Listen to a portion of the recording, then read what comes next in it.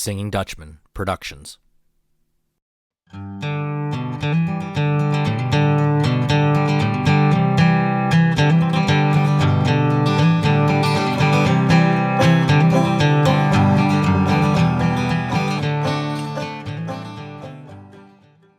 Hello and welcome to Doug's Front Porch, a podcast where I get to sit down with friends, old and new, and have honest conversations. Today we're going international, my friends, as I welcome my good friend Norman Jung to the Front Porch. Norman, welcome, or maybe I should say willkommen to Doug's Front Porch. Thank you so much, Doug. Thanks for having me. So when I say we're going international, friends, I mean that. Norman, you are joining us from where? I'm joining from the southwestern part of Germany, living in the Palatinate region, where I grew up and have never really left the region. Just a few villages that I was hopping from to and to. So basically southwestern part next to Ramstein Air Force Base. Yeah, a lot of Americans might be familiar with Rammstein either because of the Air Force Base or because of the rock band. But yeah, that's where we're Different spelling, though. Yeah, right. That's where we're zeroing in on Norman today. Norman, I know you're a fan of the show and you listen to the show. What people can't see is here on our Zoom call as we're recording is he's actually wearing our Doug's Front Porch T-shirt. So that's great. Yeah, I was hoping I get paid. Oh, well, okay. Hey, we'll talk. Yeah, okay. Okay, Norman, I always like to start our conversations the same way with almost all of my guests, and that is tell our listeners, our audience, a little bit about you growing up. Where was Norman? I mean, you already said you stayed in the same region of Germany where you were a kid, but tell us what your childhood was like. Did you have brothers and sisters? What kind of things were you into? Were you a sports kid? Were you a music kid? That type of stuff. Yeah. Definitely no sports kid, first of all. Not into sports at all. Still not very interested in sports, but yeah, that's the way it is.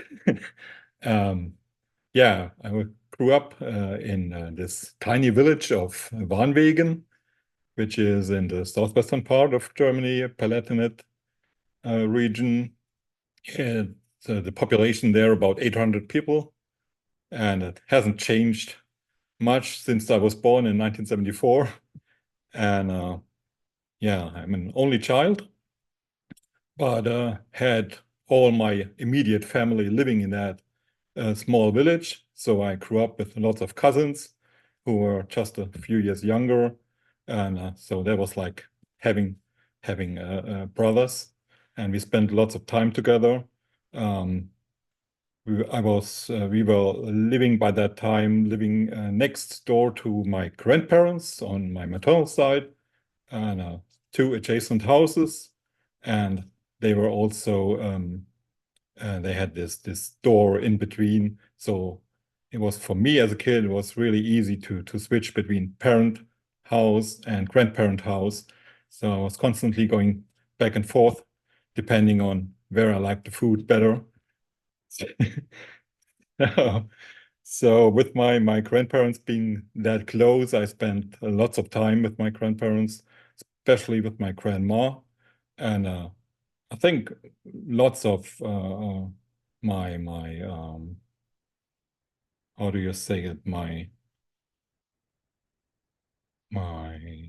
ways of thinking and my behavior, I got lots of that from my grandma, because she lived by basically two principles that she inherited from her dad, from my great grandfather. And how do I translate them? One was like he was always trying to make sure that there was justice. He couldn't stand injustice, and he always told her to do right and fear no one. Always try to make things right, and don't be afraid if someone doesn't like what you're saying, but you have to stand in for the people that are in need. Yeah, those are great things to live by. My goodness, your great grandfather was full of wisdom. That's for sure. Yeah, and the other one was, and that's much easier to follow. I think the other one was like to be what do you say? Like it's like you have to be generous in small potatoes. So, so every time you can do something good, even if it's not probably doesn't look much for you, it might be something really big for somebody else. And those two principles, I grew up in between this. My grandma always lived by those principles. She didn't necessarily tell me you have to do this or have to do that. Just by watching her behaving the way she did, that sort of instilled these principles in me. And yeah, there were tons of examples like everybody in town. I remember this one summer where everybody in town was like scared of the gypsies coming and begging from door to door. And actually, this one Saturday afternoon, we were outside having typically German coffee and cake, and my grandma showed up and had those strange and horrible gypsies with her and asked them to have coffee and cake with us. And we spent a wonderful afternoon with them, realizing that they were just normal people, just living in a different life, but yeah, nice and normal people. So yeah, that's what really I think helped me uh, grow up and be the person I am today. I wasn't going to ask you this because I didn't think it was I didn't think I'd have the opportunity, but and because I didn't know this side of your history that you spent so much time with your grandparents growing up. One thing that I think is often interesting for Americans when they think of Germany and Germans, and I'm going to ask you this question. You might not be able to answer it, maybe you can, or feel comfortable answering it. Since you were born in the '70s, you spent time with your grandparents. Um, from the American perspective, I think a lot of us are often fascinated by this.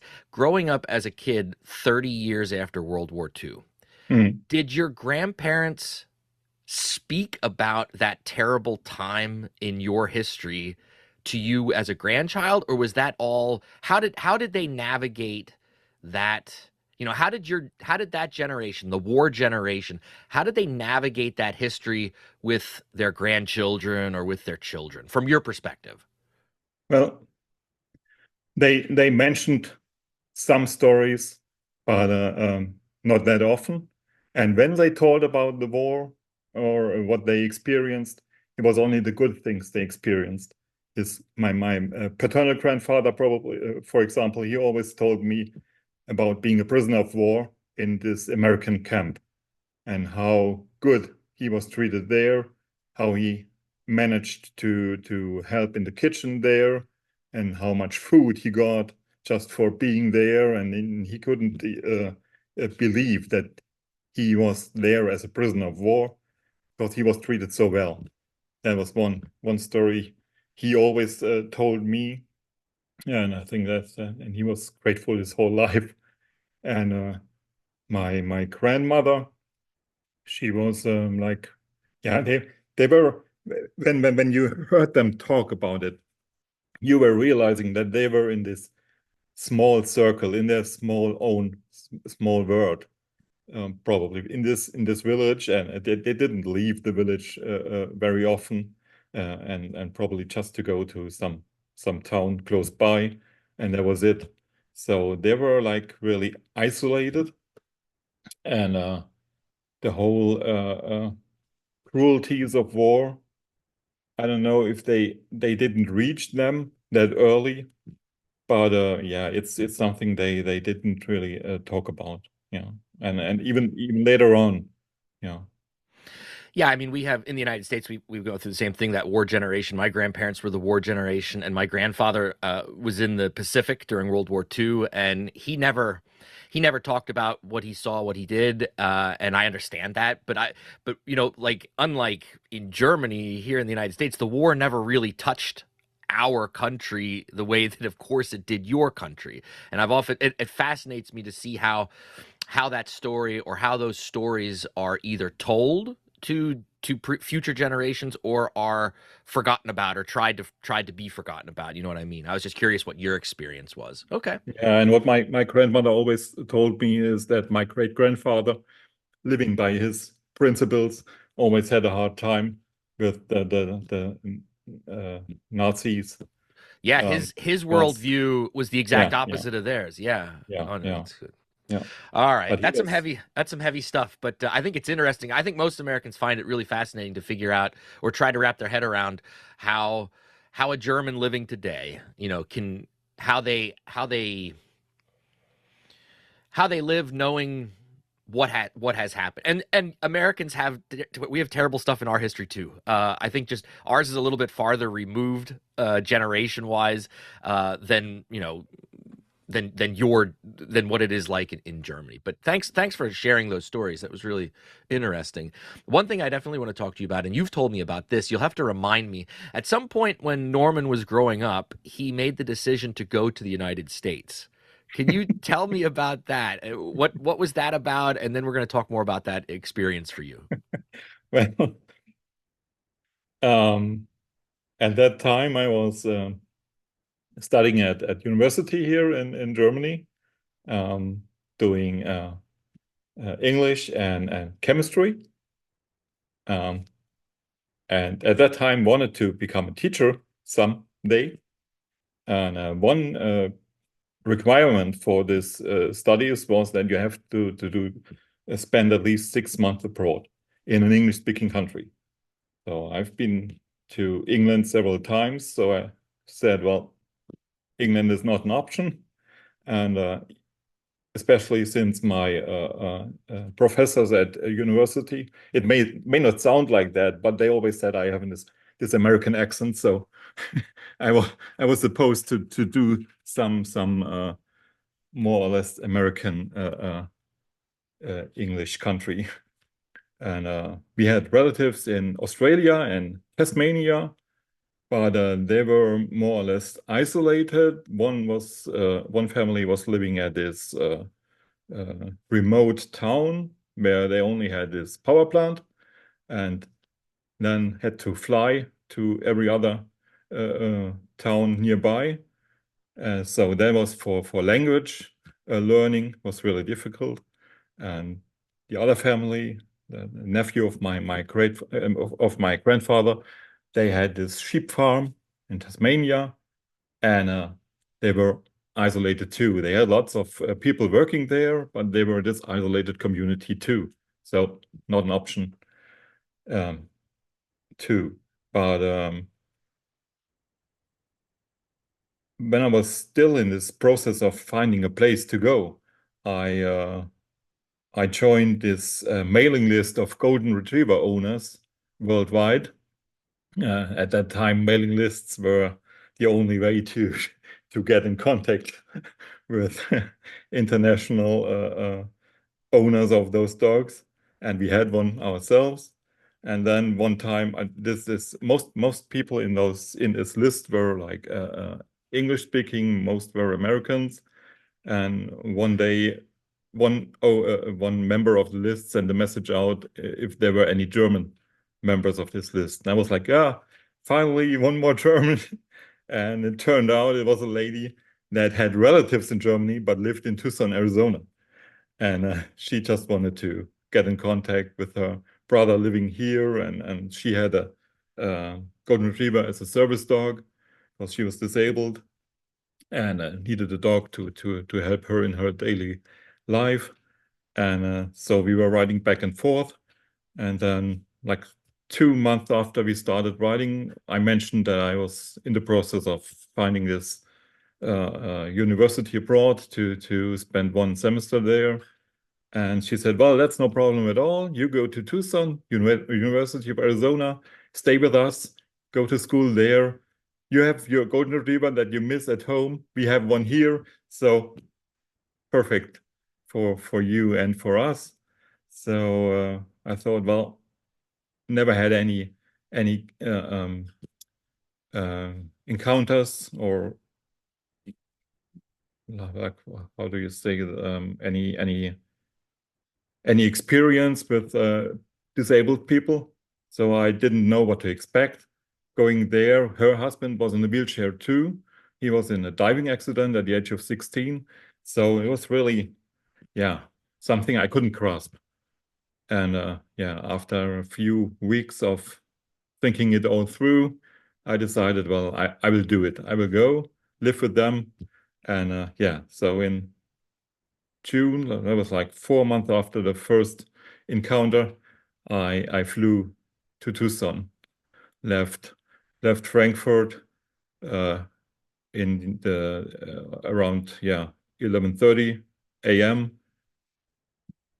Great temperature of like 65, and then arrived in Tucson at 11 p.m. with like 105. So I was really, really, I was for the first impression was like, oh my God, where did I end up here? And then the next morning it was even hotter, already at 10 in the morning. So yeah, that was a huge shock, but it was a dry heat, as they say in Arizona, and it was much easier to get used to that.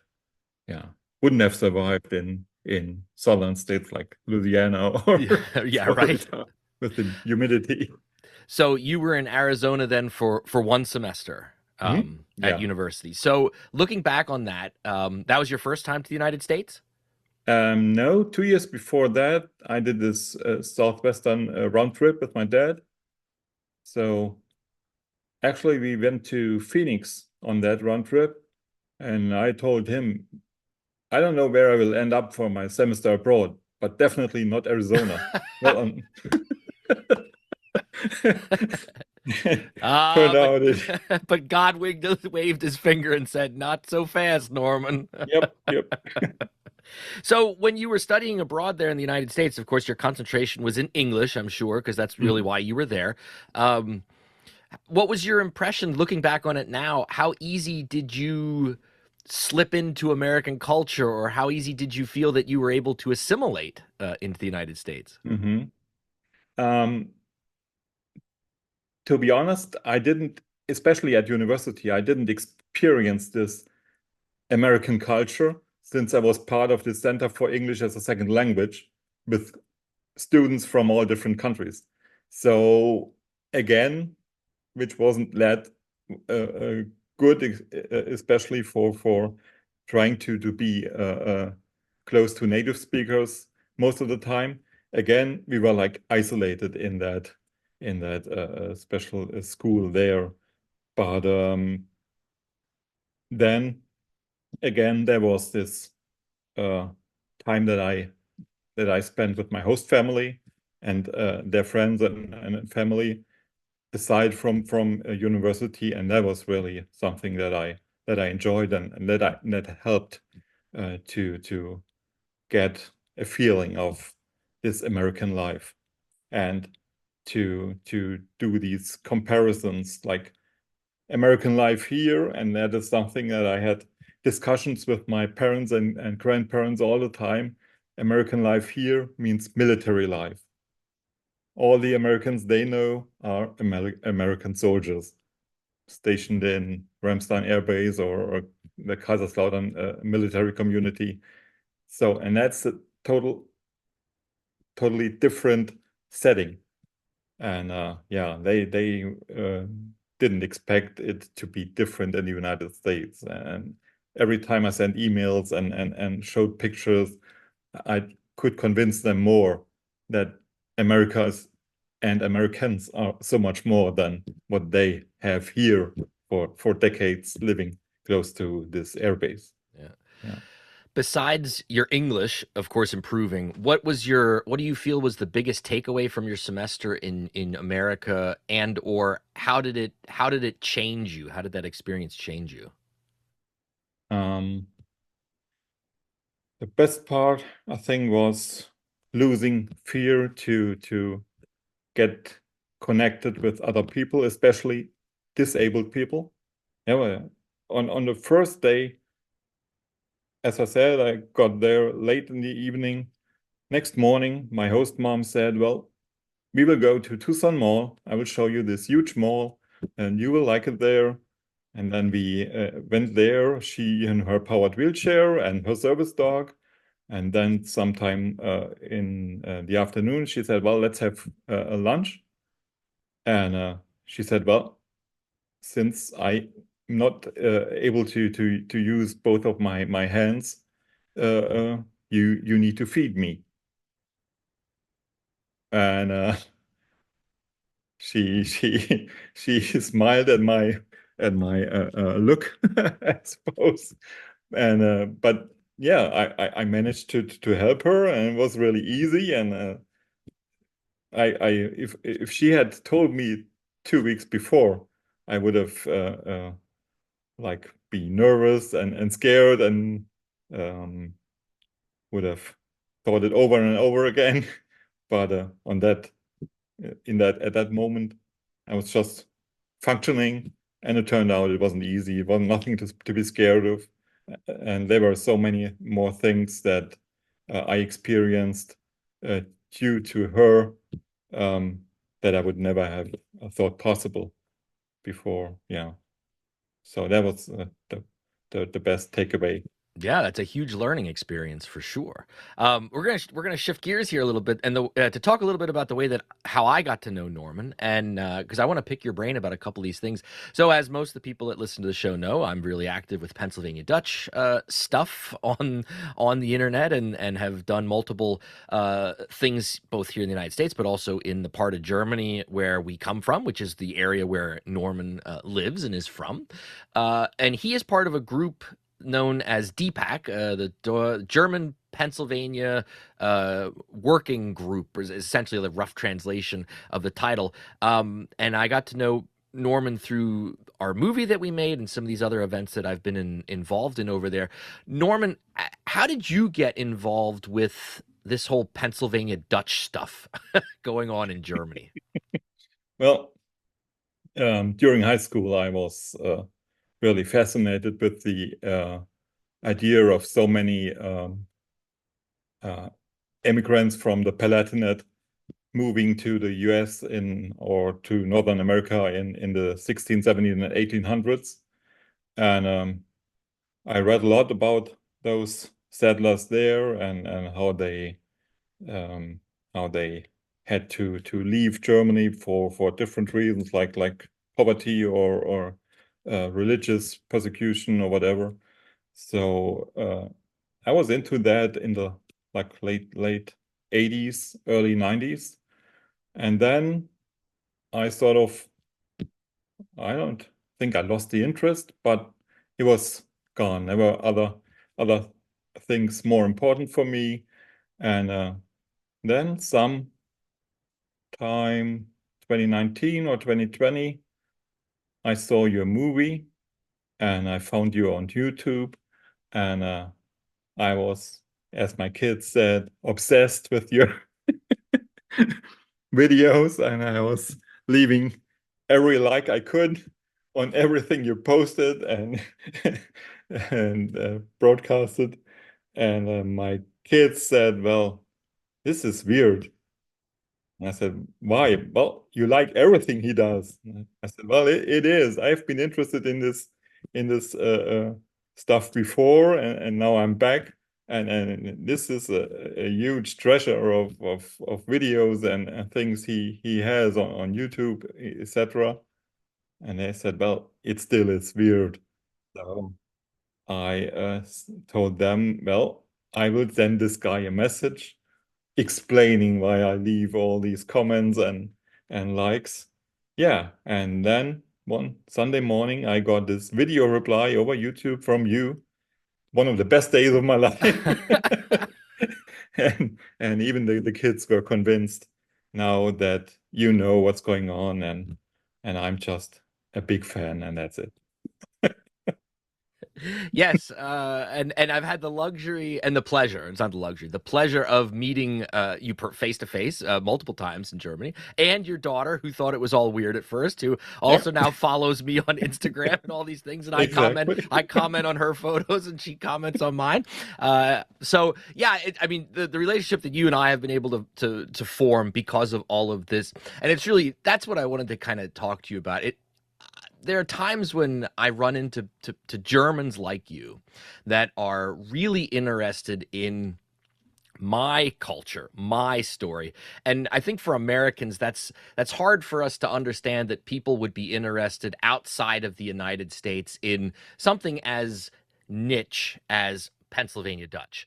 Um, but there's this really strong connection for a lot of Germans, particularly in the region where you live, where we come from, that ever since this movie came out back in 2019, I think that really was one of the catalysts that jump started some interest again. Like you said, like there were Germans that had known about us and had read about us before, but through the internet and through the movie, we were able to kind of like get that story back out there and kind of refresh it a little bit. Um, what about us and our my culture and my people do you think is what for you is the thing that's just like this is so this is so interesting. I want to be involved with this. I want to be part of it. What is it? I mean, we're 300 years apart. You know, my ancestors left your region 300 years ago and came here to Pennsylvania. And yet here you and I are having this conversation about, and heck, if we did our family trees, we might even be distantly related. We don't, you know, you never know. So what is it from your perspective as a German, from someone from the region of Germany where we came from 12 generations removed, that that interests you so much? Hmm. Well, I think as opposed to many other Germans from this region who are into the Pennsylvania Dutch because of the movie, most of them um, think of Pennsylvania Dutch as a copy of the Palatinate. And I have this different approach. I know that there is 300 years in between, and I think those are two cultures with common ground. But and what I'm interested most is how those evolve differently, being so far apart. And even if they are having the common ground, there are lots of things that are different, like pig stomach, for example. Yeah. And I'm not a fan of this theory of, oh, they talk like us in Pennsylvania, so they are just like us, and that's it. I think you have to differ between the two cultures, and bringing those two together is one thing that we in our DPAC are really into. And my other um, uh, what do you call it? This other institution that I'm part of, that the Atlantic Academy of the Rhine and Palatinate, and we are focused as well on being building these bridges between the US and Germany, and what we do in the DPAC is the same, just between Palatinate and Pennsylvania. I agree with you that there are some people that do think, especially on your side of the ocean, that Yeah, yeah, we are just a copy, and yeah.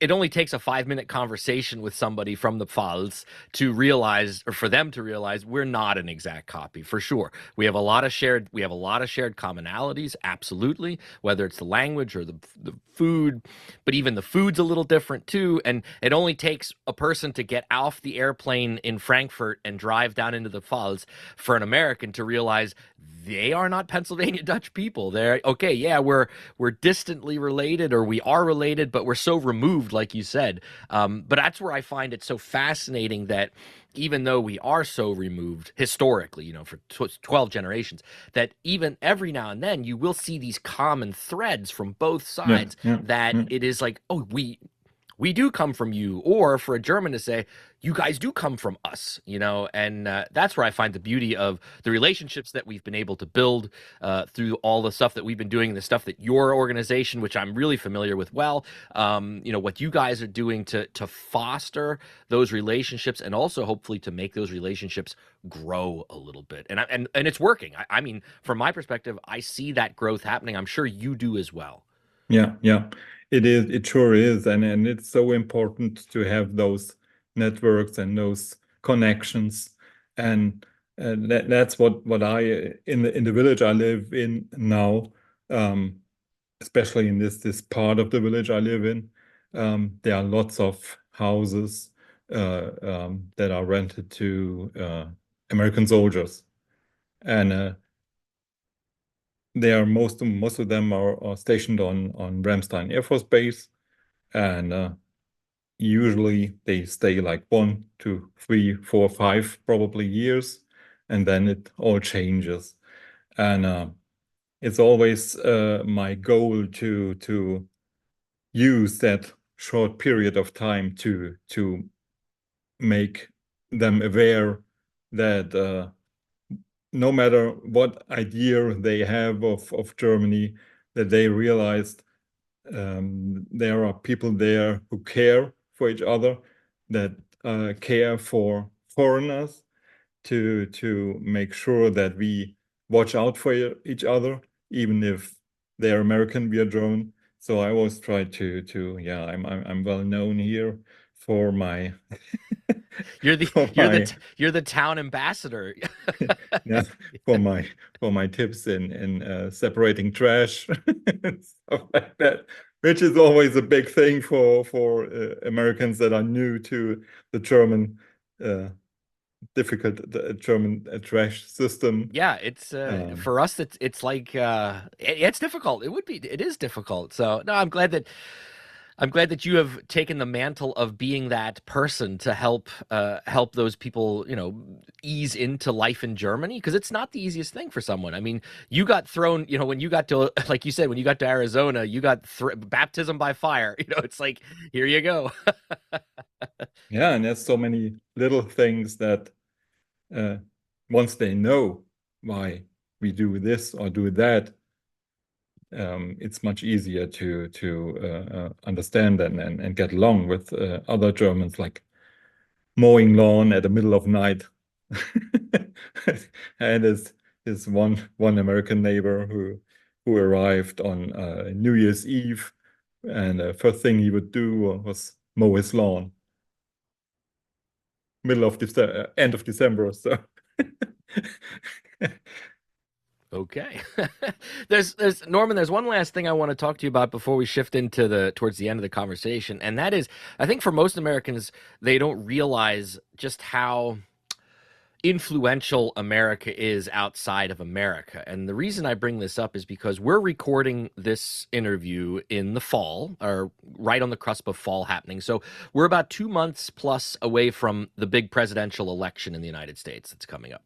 And I wanted to hear your perspective, and not to talk politics. I don't want to necessarily talk about what candidate's better or anything like that, but could you give us an understanding of how is the American election, or any election, but particular now it's the big one, presidential one this year? How does that get talked about in Germany? And while you're thinking about that, the next time Germany has an election, most Americans have no idea that Germany's even having an election, who's running, what the political parties are.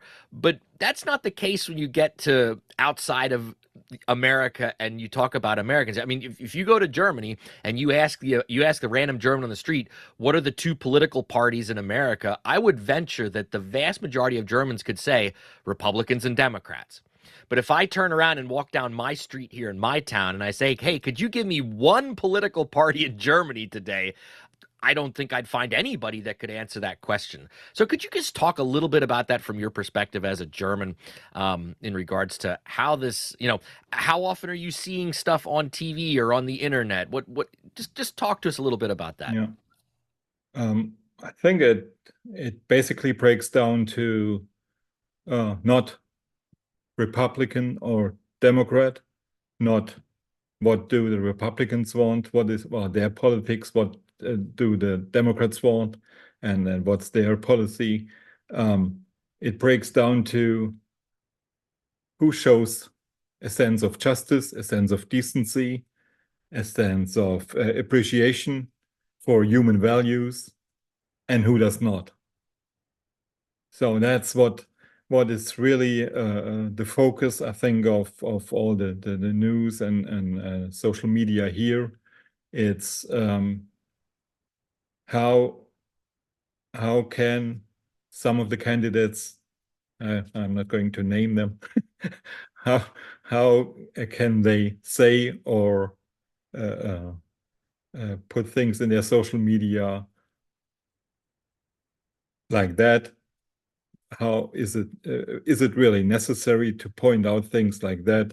Do you have to be that that mean? Yeah. So that's what everybody focuses here. Are people talking about it? Like you go for a coffee, do you hear people talking about the American election or not so much? No, not Okay. at all. Not at all. But but it is in the news, It and is. I would imagine as we get closer to the election, maybe it'll become even more of a topic. But again, I think it's for most Americans. I want you guys listening out there to realize that, I know most of you would never know anything about the German political system, and I understand why from the American perspective. But outside of the United States, especially in Europe, and Germany's a huge ally of the United States. I think they understand the value of at least understanding what's happening here or trying to understand what's happening here to understand the bigger picture. I mean, because imagine, Norman, how many do you know off the top of your head, and you just a rough guesstimate, how many American soldiers live in your area? Like that Air Force base is huge, right? Yeah. Ramstein Air Force Base is the largest U.S. Air Force base outside of the U.S. So we have in this Kaiserslautern military community around Ramstein, we have like 50,000 American soldiers and their families. Did everybody hear that? 50,000 American soldiers and their families in this region of Germany. So, I mean, the American presence is always there, whether you're driving down the road or you're in the grocery store. So, okay. I just wanted to get your take on all of that. I'll be curious to see, and I'll talk with you more on social media as we get closer to the election, how things are going. But I'll just let you know that here, that's all you see. That is that is all you see on TV, in the newspaper, on social media. We just can't. It's like, I don't know. We just can't not stop talking about it. Sadly, I wish we could, but It's just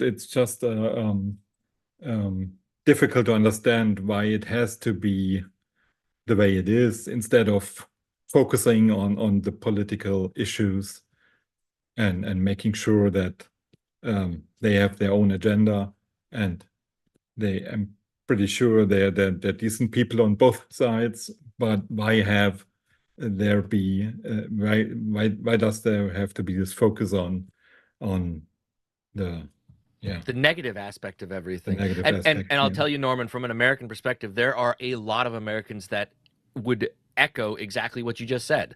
We're tired of it too. Let's talk about policy. Tell me about what you're going to do, not the other stuff that seems to be coming up all the time. So I agree with you. I agree with you, my friend. All right, you listen to the show, you know how we end every episode, and that is with your 10 quick questions. Oh my. And I'm sure you already wrote down your answers. I know you. I know Let me you. get the Yeah, get the tablet out. All right, so here we go, my friend. Question number one. What is your morning drink of choice? coffee. Yes, as a good German, that has to be the answer, right? And how do you take your coffee? Black. And are you a coffee all day long drinker? Not at all. One Okay. cup in the morning at home, one as soon as I get into my office, and that's it. Okay. Not in the And afternoon. Not an afternoon. no, no, Okay. Okay. no. All right. I'll drink My one for you this colleagues afternoon. my colleagues are always trying to convince me that I have to drink more coffee just like them, but so far they haven't succeeded in like 20 years now. Sounds good. All right, question number two. Who is a go-to musical artist or group for you? Yeah, as you know, I'm a big fan of film music all life long. Um, Even as a kid, playing in the quarry near town. We were adding soundtracks to our stunts we did there. So I usually go to those film music concerts instead of artists. But 6 weeks ago, yeah, I went to see Pink in Stuttgart, and that was a great experience. She has a really uh, good voice, and her performance there, and the the feelings and the emotions she brings, that's that's definitely worth the Worth while. seeing. Yeah, I've heard that from Yeah, other people that have seen her perform live, that yeah, she's an yeah, amazing live yeah, performer. Yeah. yeah. Okay, good. That's a good answer. Number three. What movie can you watch over and over again and it never gets old? How much time do we have? Give me one or two. One or two, only two? Come on. Um, there's so many. Meet Joe Black. Okay. Okay. Yeah, I love Anthony Hopkins in his role there. There's this wealthy businessman who is nice to his even is nice to his butlers, and really takes care of them, and the way he treats his family.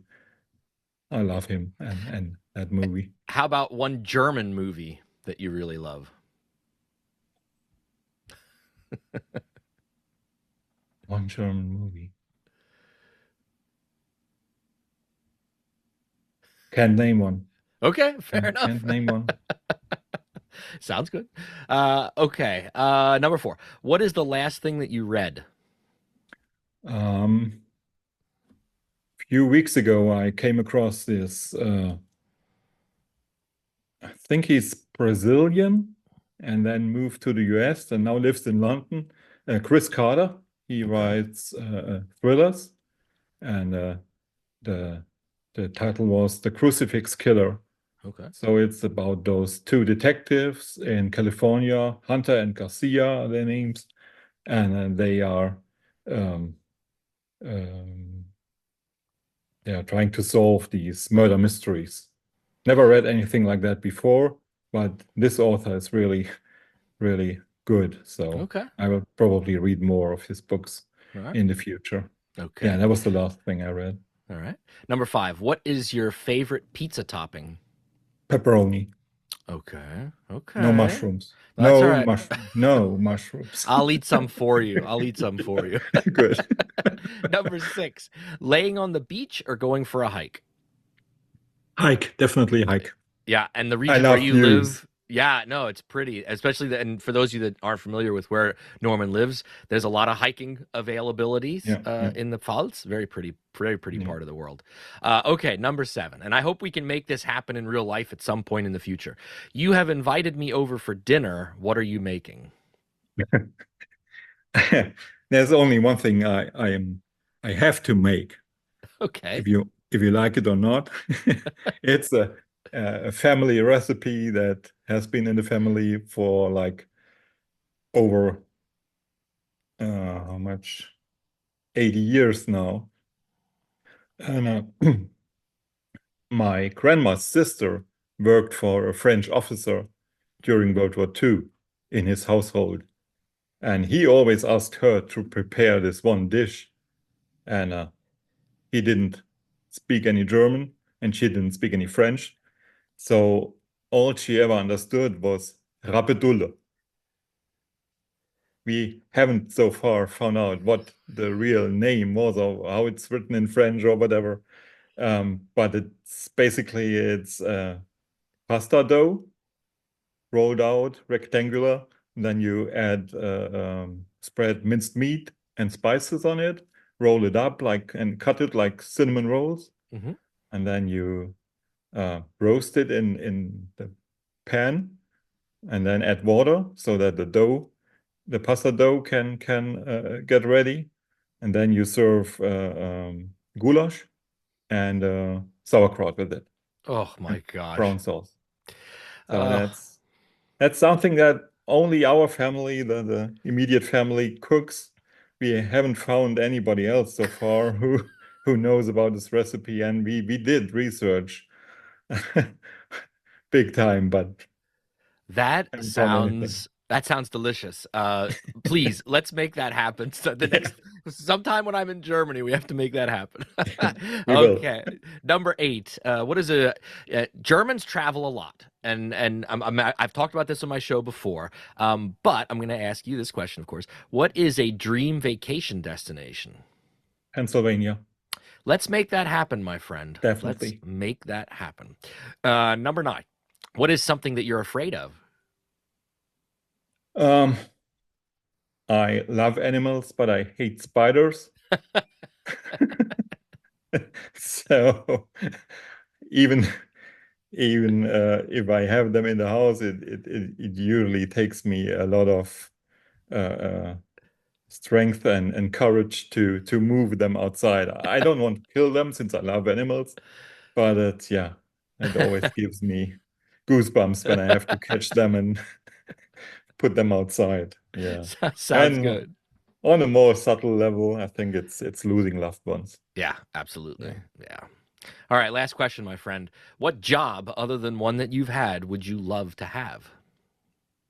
Um, that's one thing that has to do with the hikes and the views. Um, I would love to, and this is something I encountered in early childhood. I would love to work on a fire as a fire lookout somewhere in the mountains in this isolated tower, just me and my dog,